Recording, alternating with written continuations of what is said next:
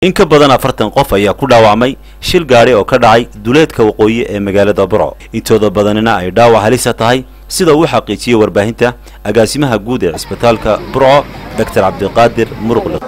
Bismillahir Rahmanir Rahiim. dhaawac saaka noo yimi hore oo noociisa kala horumaanaan arag aad buu badan yahay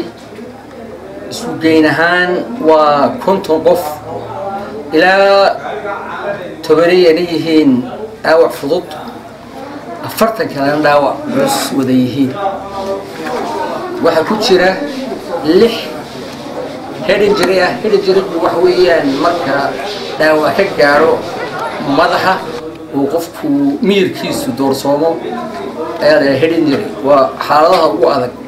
dhinaca kalena mas'uuliyiinta golaha deegaanka ee degmada Burco oo horkacayo gudoomiyaha degmada Burco ayaa gurmad gaarsiiyay dhaawacyada lagu daaweynayo isbitaalka Burco. Qonay doctorada waan weydiinay dhakhtarka dawadii loo baahnaa way taalaa wixii kale loo baahan yahay waan ku taageeraynaa dhakhtarka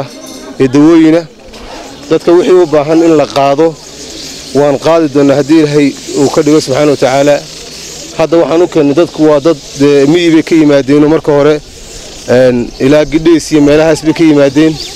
wixii ay gashan lahaayeen hugi rag iyo dumar baan u keenay Rahmaan Rahiim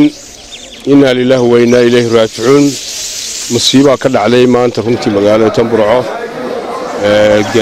gaariga wali xamuulka sida gudoomiyaha deegaanku sheegay